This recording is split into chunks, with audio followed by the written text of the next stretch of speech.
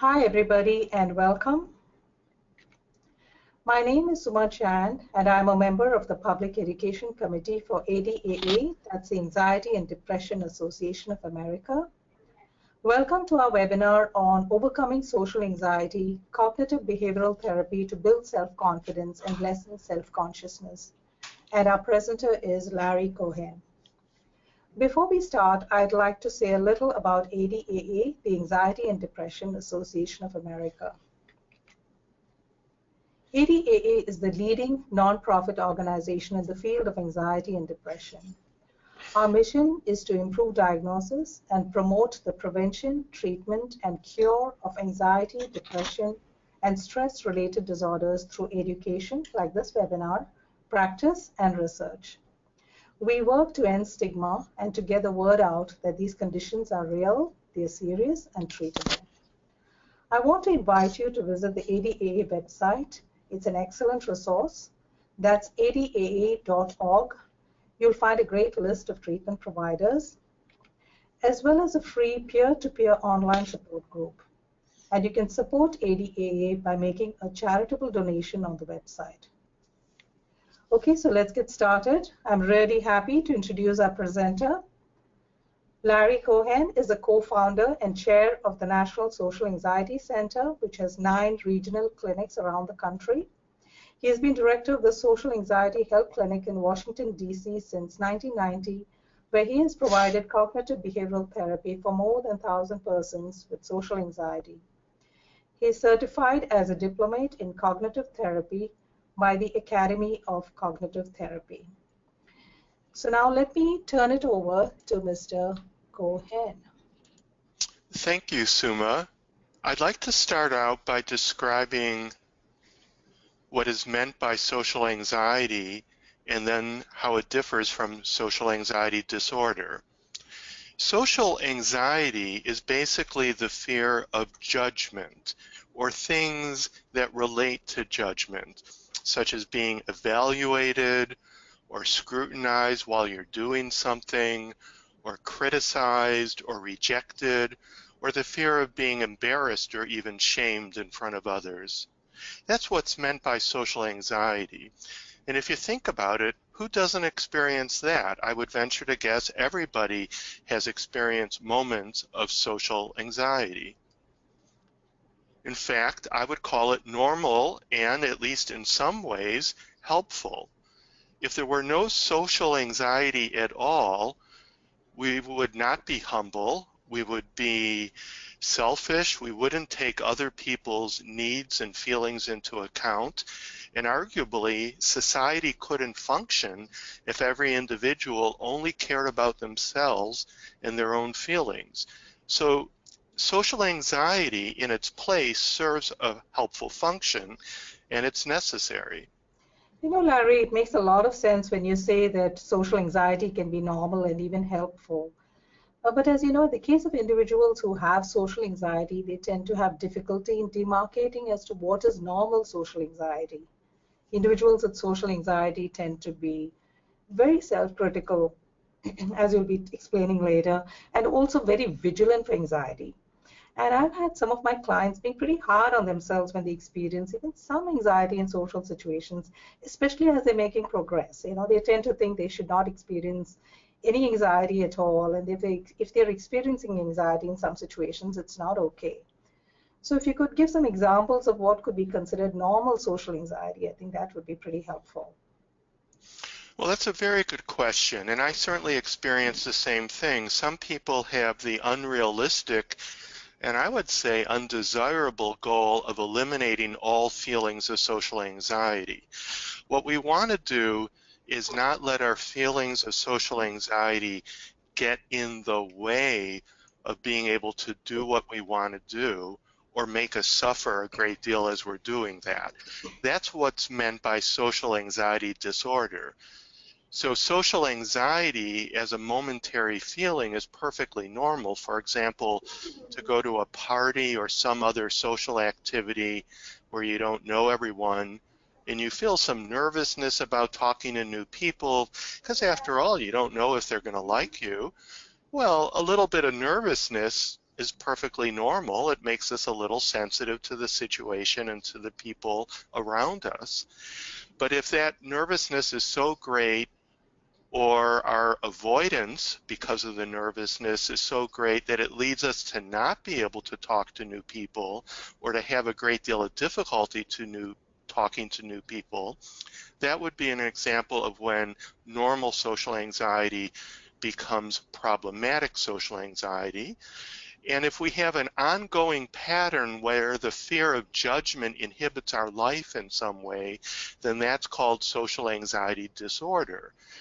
And common places where social anxiety might inhibit somebody's life in an ongoing way are in the pursuit of relationships, be they social friendships or romantic relationships, or simply meeting people and socializing with people. It could also affect us in pursuing our careers, making it hard to network, to be assertive, to speak up at meetings, to give presentations, to go to conferences. It could inhibit us in various life tasks, such as going to public bathrooms, being sexual with someone, shopping or walking when there are strangers around us. It could also inhibit us from being assertive, expressing what we really believe or want. Those are examples of ways that the fear of judgment can inhibit our lives. And if that's an ongoing pattern, it's called social anxiety disorder, also known as social phobia.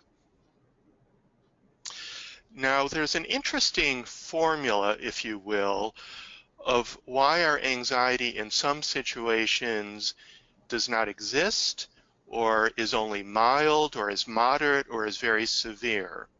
The anxiety formula says that how intense our anxiety is depends on a few things. How likely we think the feared outcome will be, the thing that we're afraid of. Do we think it's very likely or very unlikely? How severe we imagine it will be. Do we think it'll be a minor problem or a very big problem in our life? Divided by how well we think we can cope with it.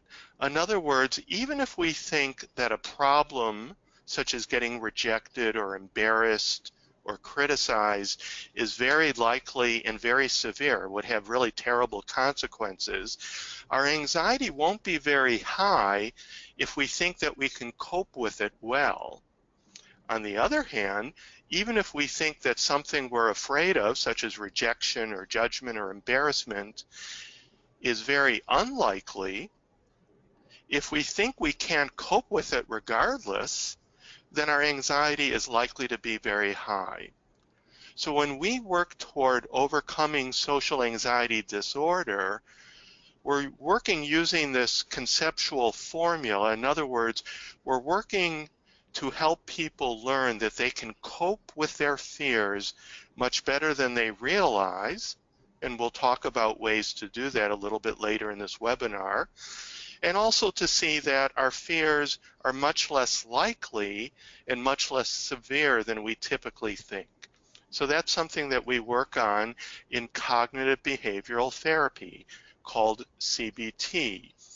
Cognitive behavioral therapy has been demonstrated over and over and over again in studies around the world to be the most effective treatment for social anxiety disorder. Even more effective than medication, although medications can really help people, and more effective than other kinds of therapy as well. And CBT is based on the concept that our feelings, such as social anxiety, for some people it might be depression or anger problems too, but today we're focused on social anxiety. CBT says that our feelings are affected by our thoughts as well as our behaviors. And similarly, all of these affect each other. It's a circle that goes in both directions. To look at another style of this cycle, cognitive behavioral therapy says that when we experience a situation, such as speaking at a staff meeting or being at a party or other social event with strangers, or doing some activity where others can observe us. When we experience a situation, it is not the situation itself that causes our anxiety or any other feelings.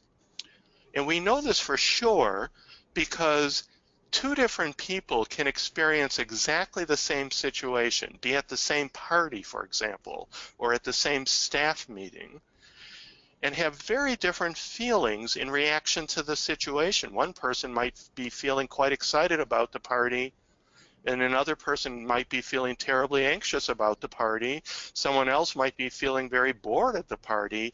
All very different feelings at the very same situation, in part because they have different thoughts about that situation. And thoughts come in many levels, which can be divided, at least in this diagram, into two broad levels. Arguably, there are many more levels. At the surface are the automatic thoughts, which I like to call hot thoughts, meaning they're full of hot or intense emotion, in our case primarily anxiety-related feelings, and also the underlying core beliefs, which are commonly called attitudes or mindsets, the ways we think about ourselves, the ways we think about the world. In this diagram, I illustrate core beliefs with the metaphor of eyeglasses. Just like eyeglasses, they affect the way we see the world. We can take our glasses off and the world looks very different, or if we put someone else's glasses on, the world looks different still. The same thing with core beliefs. Core beliefs affect the way we see ourselves and the world around us. And by changing core beliefs, which unfortunately is much more challenging than changing glasses, but nonetheless, by changing core beliefs, the way we experience the world, a party, a staff meeting, or what have you, changes as well. So cognitive behavioral therapy says that our thoughts about a situation, both the automatic hot thoughts and the underlying attitudes or core beliefs, affect how we feel about a situation and also affect our behavior. But the interesting thing is our behavior in a situation affects the situation itself. And this often creates a vicious cycle. Now let me give you an example of one such vicious cycle.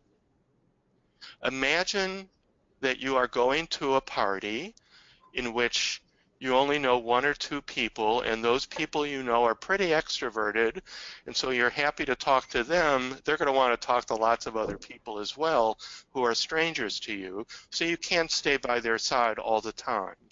So that's the situation, which we could call the trigger, because it turns on or triggers our social anxiety. And let's say these are the feelings that you're having in that party and the intensity rating for each feeling. These are examples of the automatic or hot thoughts that someone in this situation with social anxiety disorder might have. And the numbers here represent how strongly they believe those thoughts. So most strongly, the concern that people will think poorly of them and won't enjoy talking to them. But the person might also think that they'll say something stupid or won't know what to say or will appear tense and nervous. And finally, the person may think, I've got to find a way to get out of this situation. It's just too risky, too hard. These are the underlying core beliefs, the sort of eyeglasses or mindset that the person is wearing, so to speak.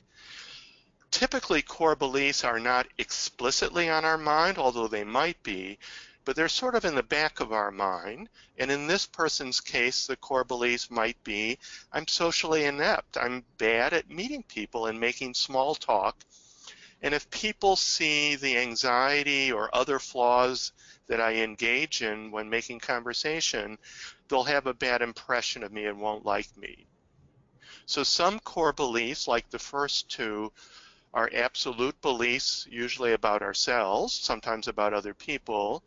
And the third one is an example of a conditional belief, an if-then belief. If I make a mistake or show my anxiety, people won't like me. Finally, in response to our feelings and hot thoughts, we engage in various behaviors in an effort to try to feel safety. And these are called safety-seeking behaviors, of course. Examples of safety-seeking behaviors in a party for someone who has social anxiety disorder are not initiating conversation and instead staying off by the sidelines, averting eye contact, withdrawing and saying very little when they are in conversation with somebody, and a very subtle safety-seeking behavior that we might not even think of as a behavior because it's internal rather than external, but it is a behavior because it's volitional. We can choose to do differently, is that we tend to focus on ourselves when we're socially anxious. And two ways that we do that commonly are trying to script what to say next, as well as self-monitoring. In other words, focusing on our symptoms in an effort to not appear nervous. One that isn't written here is we might be self-monitoring our behavior, giving ourselves a so-called running commentary of how well we think we're doing, usually how poorly we think we're doing in the conversation itself. The problem is, although these behaviors are intended to help us to bring about safety, they actually tend to hurt us. They tend to backfire. So for example, in this person's case, the safety-seeking behaviors make it hard for people to approach them because by standing off by the sidelines and avoiding eye contact, people don't notice them, or if they do, they think that they're not interested or maybe not friendly. When they are in conversation with someone, if that happens at all, conversations tend to be very awkward and not flowing and are cut off short because we're so self-focused and self-critically focused rather than being in the moment, rather than being focused on the conversation in itself, we're focused on critiquing ourselves and how we think we're appearing. It makes it harder to make new friends or get dates. Sometimes it makes it impossible. We may feel a lot more anxiety as a result of these safety-seeking behaviors during the activity and feel quite depressed or maybe even ashamed afterwards when we think about it. It might lead us to ruminate, to think about the bad parts of this situation over and over again for hours, sometimes days and weeks, sometimes even years. We'll think back to the activity and just feel horrible about ourselves. And finally, one of the worst things about these safety-seeking behaviors is that they prevent us from learning that our fears don't come true as usually as we think they do, that they're not as bad as we think they are when they do happen, and that we could handle them more effectively than we think we can. We don't get to learn any of those key lessons that will lessen our anxiety when we're relying on the crutches of safety-seeking behaviors. And that's what safety-seeking behaviors are. They're crutches. So that's an example of a vicious cycle of social anxiety. Cognitive behavioral therapy offers a way to break that vicious cycle by changing our thoughts and behaviors. We can change the way we feel. In other words, we can learn to feel less anxious and more confident. You know, Larry, I think the way in which you have explained it so far is very useful and really helps people who have social anxiety to see how their thinking and behaviors are operating almost like a trap which keeps the social anxiety alive. Absolutely. And I'm sure everybody is very keen to know, especially people who experience social anxiety, as to how they can free themselves from this trap. And I guess that's what you'll be talking about moving forward. Yes, absolutely. There are 4 key strategies to freeing ourselves from the trap of this vicious cycle for social anxiety purposes. And these strategies are, in summary, mindfulness, which involves two things: focusing on a situation mindfully, the expression is getting out of your head and into the moment, and diffusing or disconnecting, detaching from our troubling thoughts and feelings. I'll describe that more in a bit.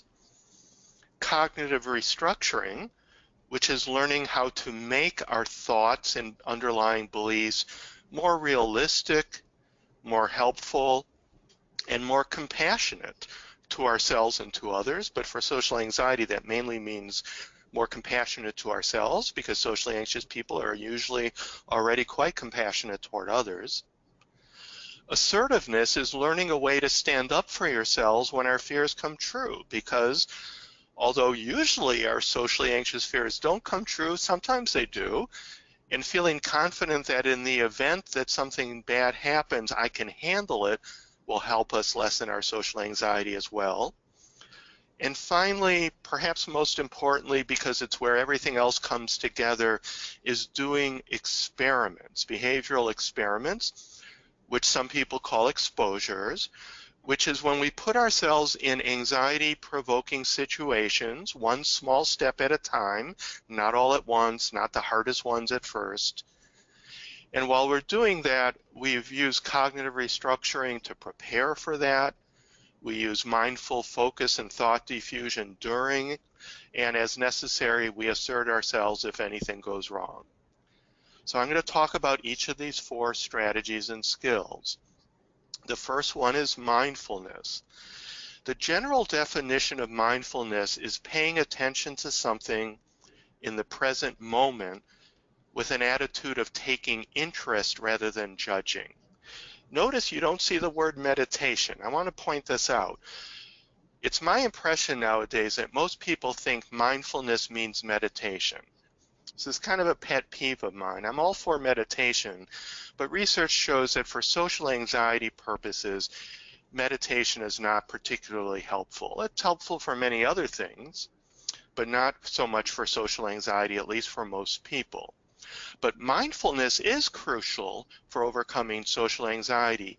Meditation is simply one place to practice mindfulness, but if you have problems with social anxiety, it's more important to practice mindfulness when you're actually interacting with people. And we'll talk Well, about how Larry, to do. yeah, I was just going to ask you this actually.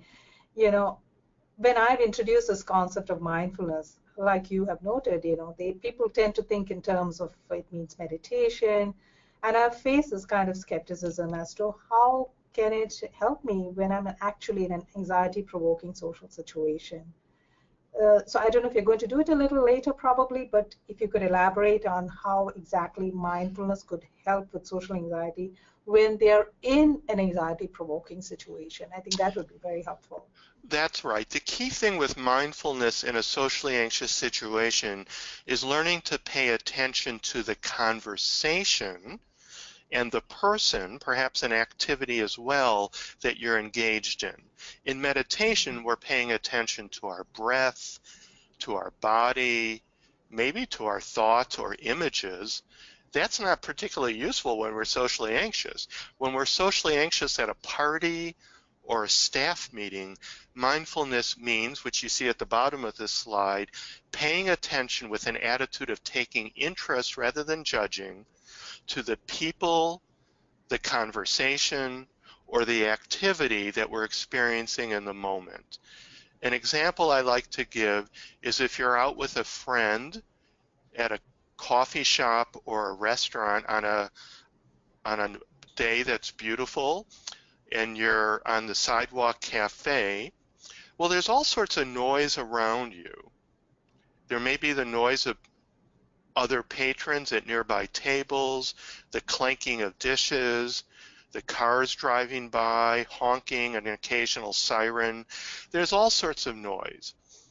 Although we will occasionally be distracted by this noise, and sometimes the noise is quite unpleasant, even when we're distracted by the noise, we always have the ability to return our attention mindfully, which means taking interest in the conversation, the person, maybe the food, And that's in treating all the sounds around us like background noise. We can't turn those sounds off, obviously, but we can treat them like background noise and not be disturbed or distracted by them very much.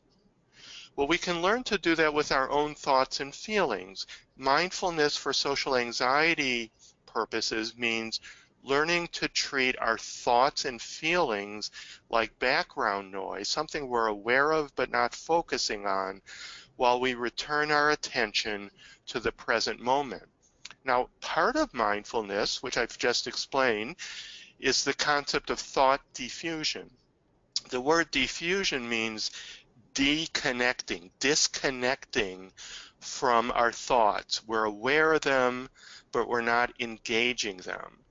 When we are, quote, in our heads, unquote, we are engaging in our thoughts and disengaging or defusing from the conversation. We want to do the opposite. We want to engage the conversation or other activity and disconnect or disengage, defuse from our thoughts. I call this curiosity training. Curiosity means taking interest, and remember, mindfulness means paying attention with interest. It doesn't necessarily mean we are interested, it just means we take interest. So we may be having a conversation with someone on a topic that's rather boring to us.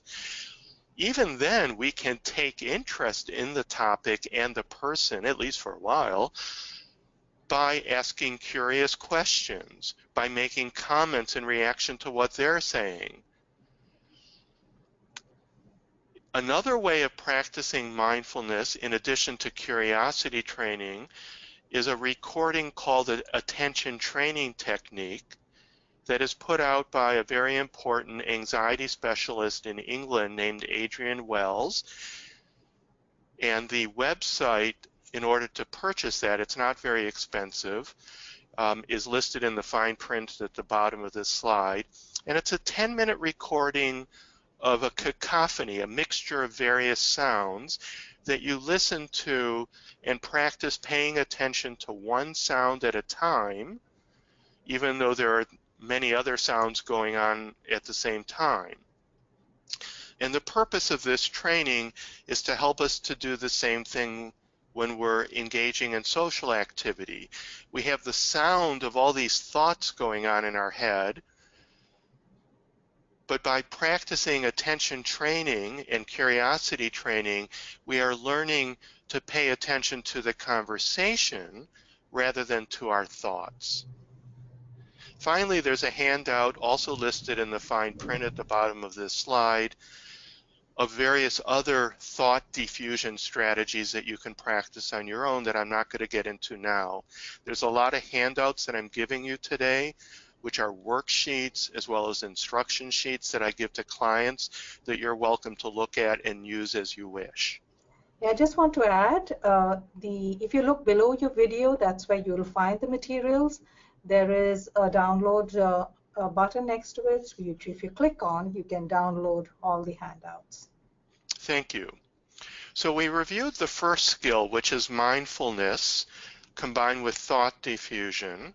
In other words, getting out of your head and being in the moment, taking interest in the conversation, person, or activity in the moment. Another skill that's very important in overcoming social anxiety is challenging our thoughts so that they are more realistic and helpful and compassionate. You know, Larry, I just want to ask you quickly. Now, if people get really good at mindfulness, then they're not engaging with those thoughts. They're not giving it too much significance or paying too much attention to the anxiety-provoking thoughts. Do you think they can manage them without doing the cognitive restructuring? Once somebody gets good at mindfulness about the thoughts that have been making them anxious, yes, they can skip the cognitive restructuring step. In other words, you don't have to challenge the content of your thoughts to see how realistic or helpful it is if you're able to disengage from them, treat them like noise. The problem comes in is that if we really believe in our thoughts, if we really think that we're making a bad impression, If we really think that if I don't do everything right, that I will humiliate myself, that this person will reject me and maybe spread bad rumors about me, we're not going to be able to disengage from those thoughts because they're far too troubling and important.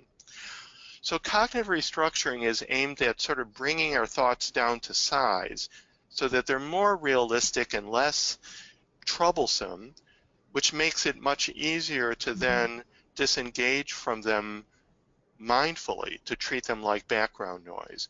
But once you've already gotten to the point of not believing your thoughts, then you can go and practice mindfulness right away. But if you really believe your thoughts, it's not likely you're going to be successful at nudging them aside like background noise. Absolutely. Now, cognitive restructuring is a general skill, and there's many different ways to do it. Perhaps most well known is by using certain worksheets. I simply call them in my handouts a cognitive restructuring worksheet, although many writers call them things like thought records. And these are worksheets that take you through a step-by-step process in identifying distortions, learning in your thoughts, learning how to debate your thoughts, and then coming up with alternative ways of thinking that are more realistic and helpful. Worksheets are a little time consuming, although once you're good at it, you could probably do a worksheet in 5 or 10 minutes, but initially it might take you 20. But worksheets are a really good way to learn how to do cognitive restructuring. There are much quicker ways of doing cognitive restructuring as well, although again, I recommend people use worksheets as a training tool before going into these quicker ways. For example, you could simply write the more helpful and the more realistic way of thinking on a so-called coping card. Nowadays, people typically do that in their smartphone, so you can just look at it whenever needed.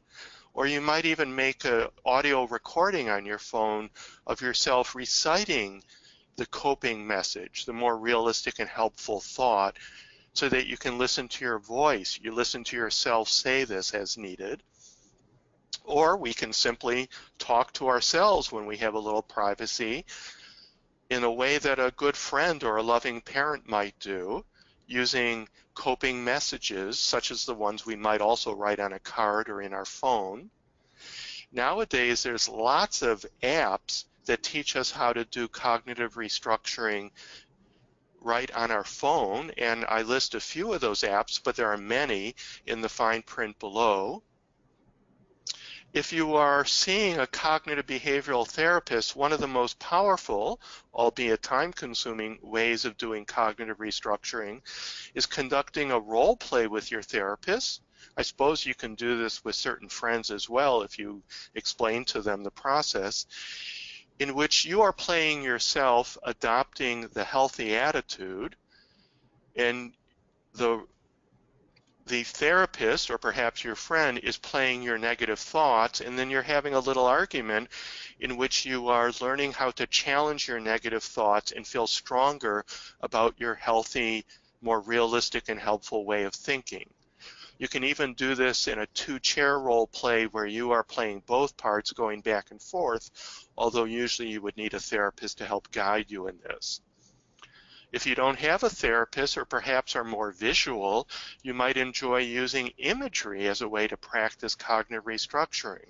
In other words, do what's called imaginal exposure, imagining yourself going into a situation that is anxiety-provoking, such as a party or speaking at a staff meeting, but imagining that you're doing that using your constructive, more realistic and helpful thoughts that you came up with earlier, perhaps using a worksheet. So in other words, you're using imagery to practice your new attitude in your mind, which will then help you be able to do that in a real life situation more comfortably and confidently.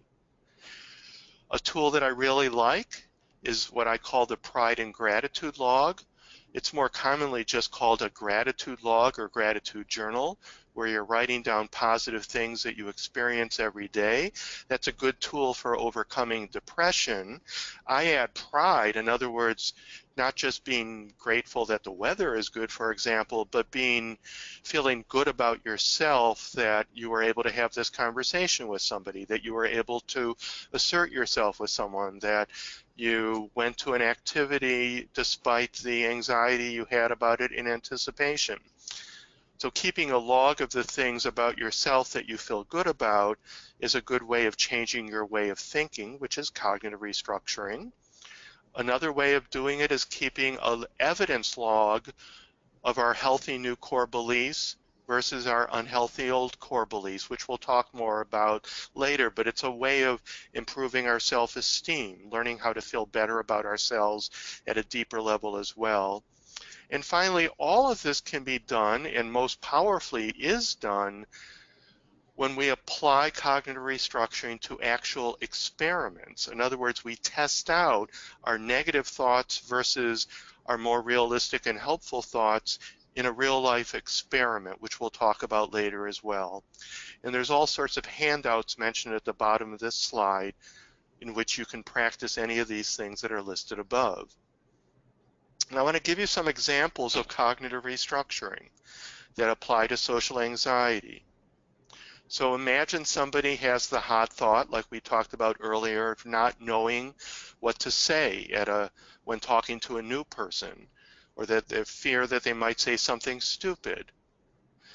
Having done the cognitive restructuring worksheet, here's an example of a constructive attitude that this person came up with that's more realistic, more helpful, and more compassionate. And you can read that. Similarly, here's another hot thought, the fear that you'll appear tense and anxious, and that others will think poorly of you, and therefore you got to get out of this situation as soon as possible. Here's an example of another constructive thought that is more realistic, helpful, and compassionate that you can read.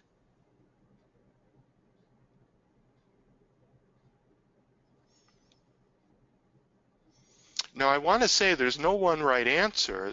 These examples are constructive thoughts or things that work for me, but you might come up with your own very different type of constructive thought. As long as it helps you, it's a step forward. There's no one right answer. Finally, you could do cognitive restructuring at the deeper level of core beliefs. So in this case, a person's core beliefs of being socially inept, of being bad at meeting people and making small talk, and the conditional belief that if people see their anxiety or other flaws, that they'll make a bad impression and won't be liked. Here's an example of healthy alternative core beliefs that this person came up with.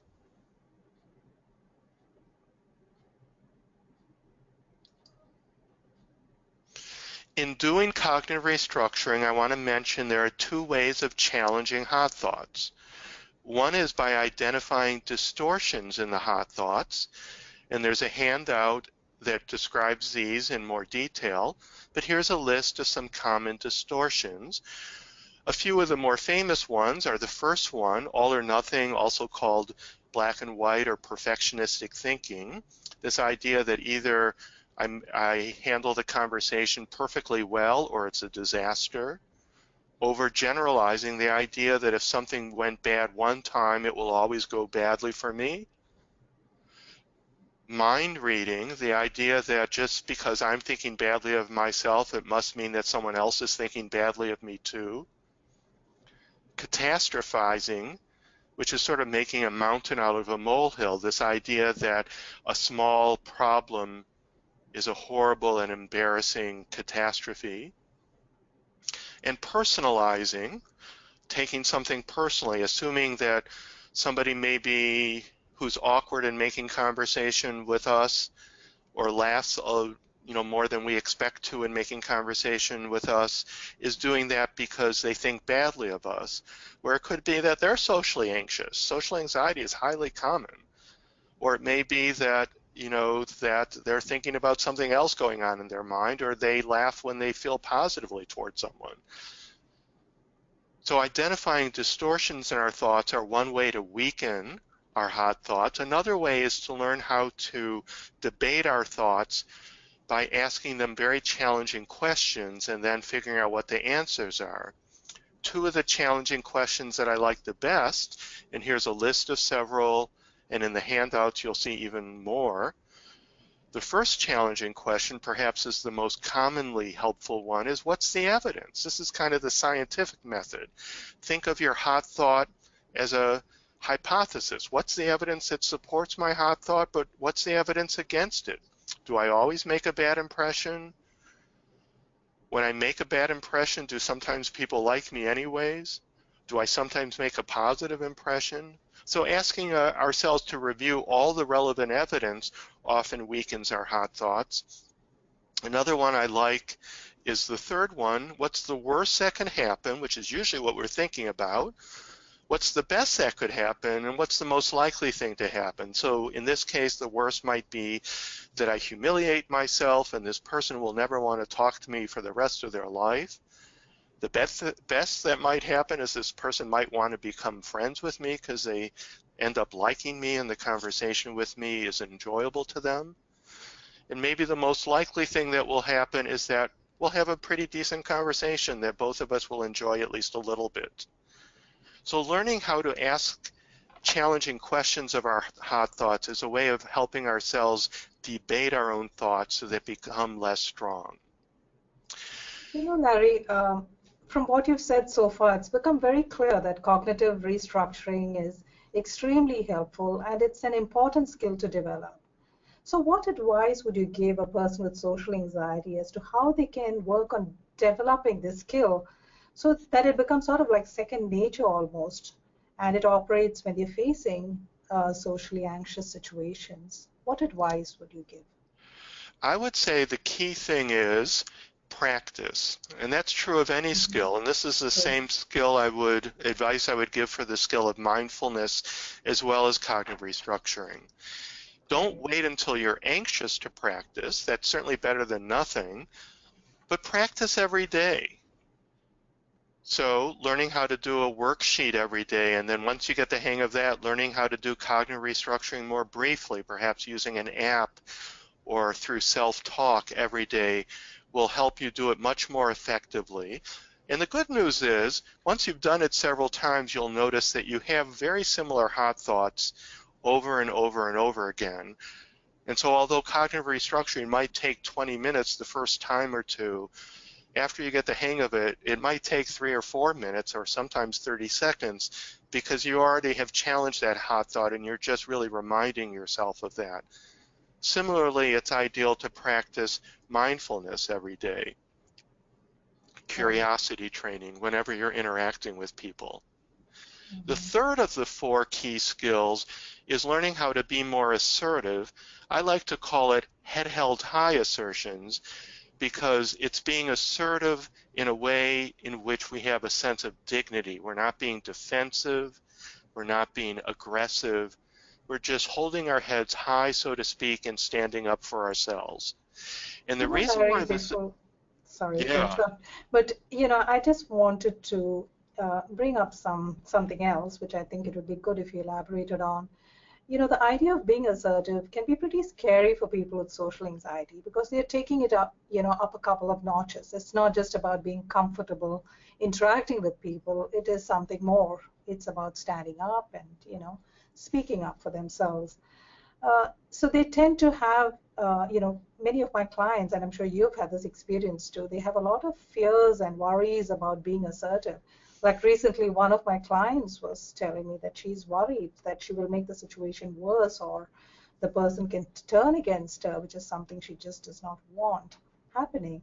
So what would you say to, people with social anxiety who have these kinds of fears so that they get sort of interested and motivated towards building up their assertive skills? Very good point, and I agree with you. That's my same experience, actually in my own life as well, and certainly with most of the clients I work with. Assertiveness feels too scary at first for many people, not everyone, but for many people. So typically, we work on mindfulness and cognitive restructuring first, which is challenging enough, but usually is not so scary for people to use. And then we work on assertiveness once they started making some progress. Plus, we work on assertiveness hierarchically. In other words, we start in situations that are less scary and feel less risky for people, and usually we start in session. So rather than asserting yourself right away with somebody that you're really upset with or embarrassed by in your life during the week, we might practice that in a role play with your therapist once you've developed a good and trusting relationship with your therapist. And so you might ask the therapist to do the kinds of critical or challenging things that this person in your real life does, and you're practicing asserting yourself with your therapist. You can also practice asserting yourself in imagery, imagining yourself doing that in real life, and using worksheets. I have examples of worksheets in the handouts where you're writing out what I might like to say to somebody when this kind of thing happens. And finally, you can practice assertiveness just like an actor practices for a part, by doing it out loud when you're alone and practicing it, saying it with oomph, saying it with a sense of conviction and confidence. But the key thing is practicing it, and usually that means starting to practice it together with your therapist with whom you have a good relationship until you feel confident. But you can also practice it on your own in imagery, or like an actor practices a part on his or her own. Right. And we take it hierarchically. Sorry, what do you have to say about, like picking and choosing when they can be assertive? Oh, that's a very good point. So assertiveness is not, in my opinion, and I think most therapists would agree, an absolute good. In other words, it isn't the right thing to do in all situations. Let's take a silly example that we probably would all, I think, agree with. If you're invited by a friend for dinner and you're having dinner at his or her home, and the person asks you, so how'd you like the main course? And maybe you thought it was barely palatable and you were eating it only out of politeness. Most people would say that's not a proper place to assert yourself and say this was really the worst meal I've had in memory. That wouldn't be the right thing to do. Or similarly, let's say you've had a boss that you disagree with, but you're looking for a promotion and you've really been upset about your boss's behavior, but right now your immediate goal is getting a promotion. Maybe you would want to assert yourself with your boss after you get a promotion, but maybe it's not wise to assert yourself with your boss right now. So we do need to weigh the pros and cons. There's advantages, disadvantages, worksheets that can help you with this as to whether you want to assert yourself in a given situation or whether there are other ways of coping with it. The nice thing is cognitive restructuring can help us with any situation, even when we feel like it's too risky to assert ourselves in that situation. We could still complete a cognitive restructuring worksheet to help us feel better about ourselves in that situation regardless. Right. Now I want to give you some examples of what I call head-held high assertions. So here's an example of a fear come true. Imagining that you are blushing or sweating in a situation that makes you anxious and someone points it out. And by the way, I have a history of blushing easily, and it's surprising to others, not to me from life experience, but to others, how often people point that out. I doubt they're trying to be mean, although when I was young I thought that's what was happening, and maybe in adolescence they were trying to be mean. It's more commonly they're just curious, but it feels mean, it feels uncomfortable. And so here's an example of a head held high assertion that personally I've learned to use when someone points out my blushing. Or you could use something similar if someone points out you're sweating or being jittery or just in general looking nervous.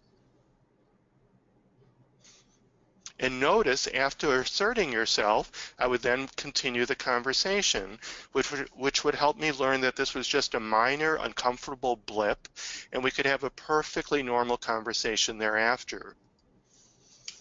Another example of asserting yourself is when you indeed say something so-called stupid or at least incorrect in a conversation, which was one of your fears, imagine that in an assertion that you simply acknowledge that. Oh, I'm sorry, that was kind of a silly thing for me to say. I do sometimes say some silly things. I guess everyone does. Oh, well, let's move on. And then, again, we continue the conversation. So, we're acknowledging our error, but not making a big deal out of it. And we also stand up for ourselves by saying, but, everyone does this kind of thing from time to time. And then we continue the conversation to see that it was just a minor blip and doesn't have to destroy the conversation or certainly not the friendship. Another fear come true is in giving a presentation or maybe simply speaking at a staff meeting. We might go blank because we get distracted by our anxiety, and maybe there's a real uncomfortable silence, and people, at least some people, are looking at us oddly, probably wondering what's going on now. Well, we can acknowledge it by saying, I'm sorry, I lost track. Oh, well, let me go back to my previous point and start from there. I appreciate your patience. I guess we all do that from time to time or something. So there's different ways of asserting yourself in these situations, but again, continuing speaking at that point.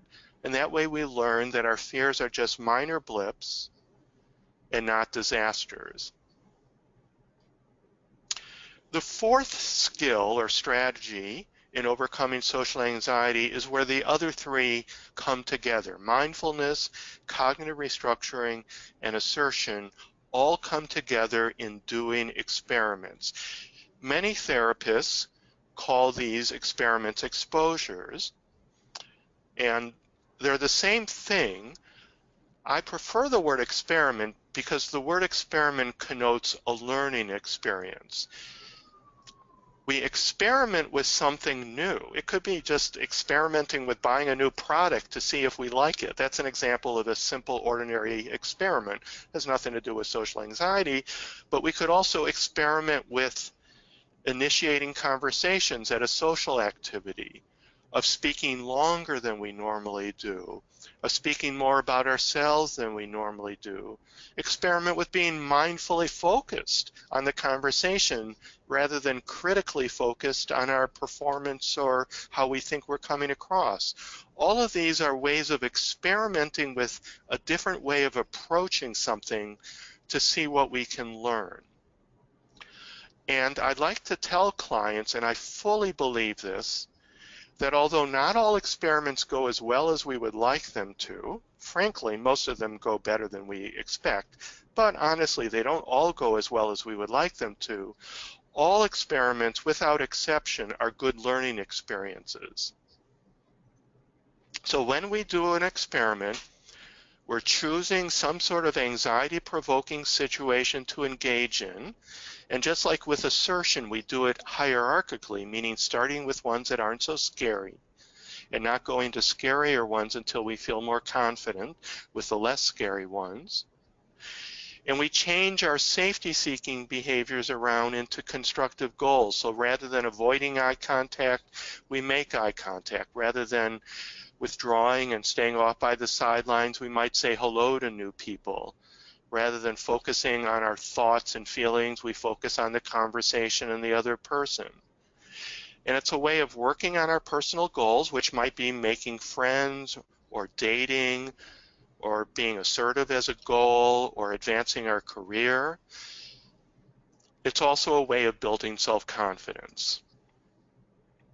In preparing for experiments, we would initially pick experiments, as I said, according to our goals and according to the hot thoughts we want to challenge. So experiments are ways to challenge our hot thoughts and also our underlying beliefs. So just like a scientist conducts an experiment to gather evidence to see whether or not his or her hypothesis is correct, or maybe an alternative hypothesis is truer, we conduct experiments to challenge our hot thoughts versus our more realistic and helpful thoughts that we came up with in cognitive restructuring. Therefore, it's useful to do a cognitive restructuring worksheet. There's also a shorter thing called an experiment worksheet, all in the handouts, to do before an experiment to prepare you to think differently in the experiment, as well as to set some behavioral goals, because the goals that you're setting for the experiment are the healthy alternative to the safety behaviors, as I indicated before. So in an experiment, your constructive attitude might be, as long as I focus mindfully, I can make decent conversation that at least most people will enjoy, but I can't realistically expect everyone to enjoy talking to me any more than I enjoy talking to everyone. And your goals behaviorally might be to smile at people, say hello to people, to make conversation in which you're focusing mindfully and speaking a little longer about yourself than you normally do. And doing a worksheet beforehand will help prepare you for an experiment. A very important point in this third bullet is that if an experiment feels too hard, choose an easier experiment, but don't avoid altogether. Or we may be able to do the same experiment, but choose easier goals. So maybe for the first time you go to a meetup or some other social activity, a more realistic goal might be simply to smile and say hello to people, but not actually initiate conversation. Chances are others will initiate conversation with you if you smile and say hello. So sometimes choosing easier goals might be a way of getting going when we feel like what we've chosen is too difficult for us. Experiments fall into two categories, although they could also be a combination of the two.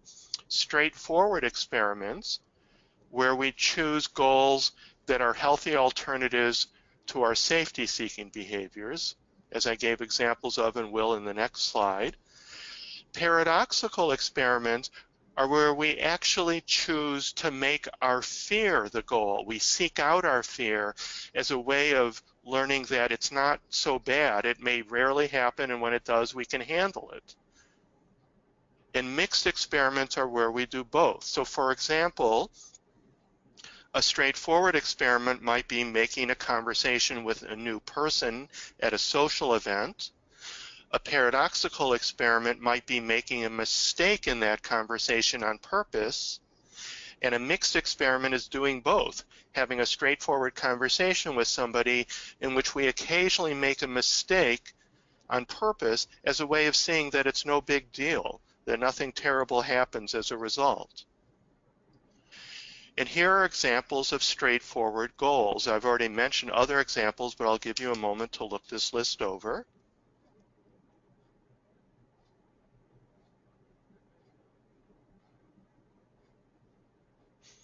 And remember, you choose your own goals based on what you want to work on. Some people are working on advancing their career. Other people are working on socializing or making or deepening friendships. Some people are working on doing activities around others, whether it's using a bathroom or shopping or eating where others can see you. Some people are working on performing on stage in front of others. So depending on your goals, you choose the type of straightforward experiments you might want to do.